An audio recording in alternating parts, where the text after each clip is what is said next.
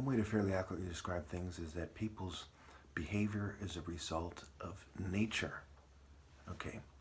Nature that creates nurture that then interacts with their nature. Okay? So, one way or another, nature was the nurture, and people reacted to that one way. They started forging different directions of humanity, different groups of people. Anyway,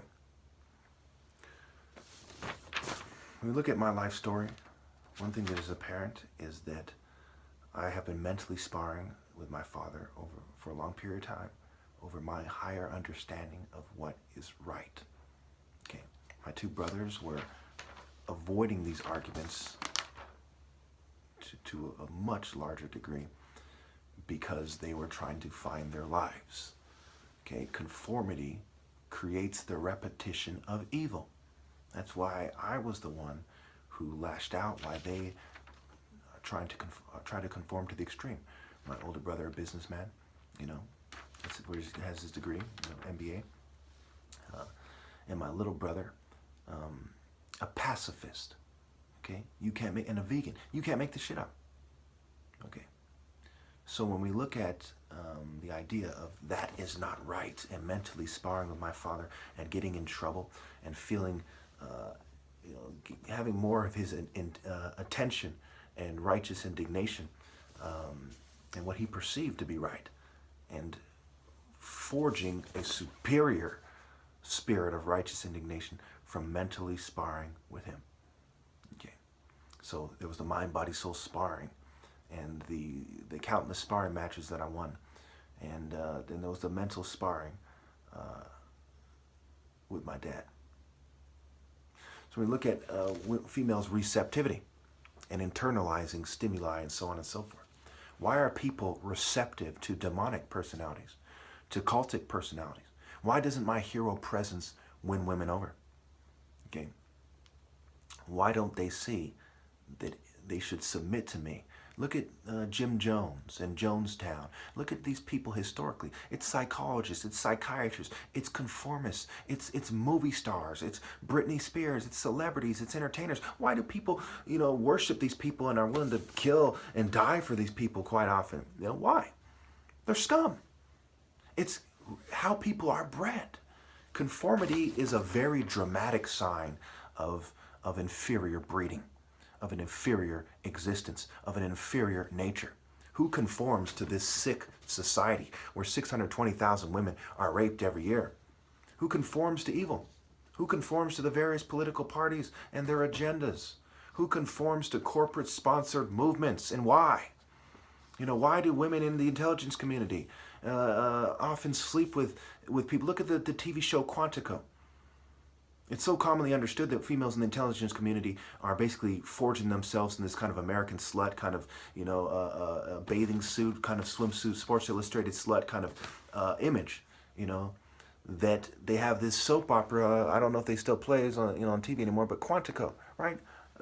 All these agents are sleeping with everybody. They look like lingerie models. They're sexy and so on. They're going through the activities that make them come out in a certain way, like the ideal biker chick or something. This kind of sexy, kind of bad girl kind of persona and image and mind, body, and empty vessel. Okay.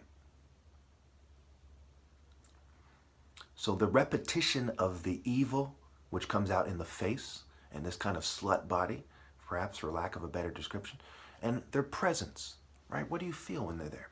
This creates rape fantasies in good men. All men are going to have a natural desire to plant their seed. So if a man is growing up and he doesn't have a martial arts discipline, he's going to begin to fantasize about raping women. When he says, hey, how could this fantasy take place? You have impressed upon this person that you don't deserve his imagination of making love. How can he imagine that when you're a whore, when you're a sexy whore? What's he going to imagine when he's satisfying himself? He's going to imagine the most logical, the more likely that he's going to imagine what is more likely to happen if he was to have sex with this person. What is a more likely event, right? Him raping a sexy woman who sees him as dirt, or who he doesn't respect, or him making love to this female who's basically a bitch, right? It's Cruella de Vil, right? Cruella de Vil was a young, sexy, attractive female. Is the average kind of decent person who is not a martial artist going to imagine making sweet love to her or saying, bitch, take that? I mean, it's a no fucking brainer. It's a no-brainer. Okay, women have to make themselves respectable. They have to carry themselves with grace, and they have to show good judgment, because their judgment in men by itself is enough to cause those rape fantasies. Okay? If you're sleeping with scum, with rich garbage, with conformist filth, and you're shunning heroes, why should he respect you enough not to fantasize about you that way?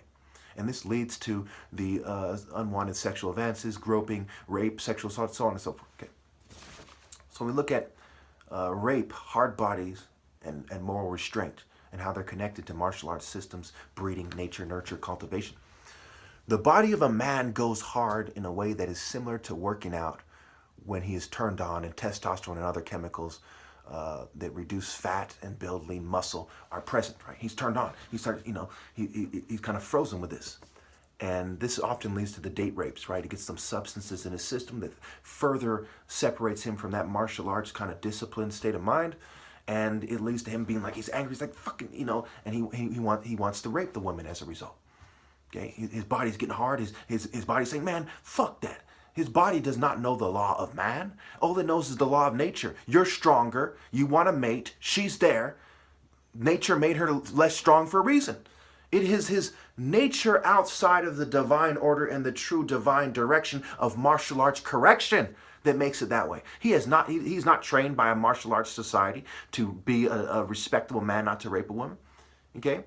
And his primitive nature, which is brought out, they're teasing him with the media and with different stimuli and images. He's internalizing things in a way that makes him more likely to want to rape a woman. Okay? Not less than perhaps he even naturally would. This is a natural response to prepare for exercise and often rape. The testosterone flowing through him. Okay, and obviously if we chemically castrate these people, it's going to make them hate women and society more, not less. There is a natural desire to be soothed by a woman. If you take away his sex drive, he's going to want to force himself on her, feel her, try to inspire something similar to that response, and probably lead to him to cutting her up. This is what you would expect from a very determined man, if for nothing else. Okay? It is easy to, we've seen movies about this, where there's one movie where this guy was basically had his dick cut off and he was raping women anyway and killing them and so on. He became a serial killer. Anyway, it is easy to wire the brain to stimulate and suppress things, especially the hypothalamic region, which is responsible for the on-off switch for pleasure and avoiding unpleasant conditions. So when to access pleasure, when to rape and when to not, is part of the hypothalamic system. When to eat and when to retreat, when to fight and achieve that pleasant victory, right? I won. And when to fly, when to fight or flight, when to retreat. All this is part of the hypothalamic system. Okay, a man is wired to not care about the law, but to care about survival. Only a true martial arts discipline overcomes that, and we see that definitively in my case. As I come to this martial arts discipline, I'm no longer doing things that are despicable. Okay? However, I go as far as to say to fantasize about raping the opposition is not despicable. Someone like me should be able to rape women. Period. I say it again. I'll say it fucking 1,000 times. You're not going to be able to come up with a viable argument.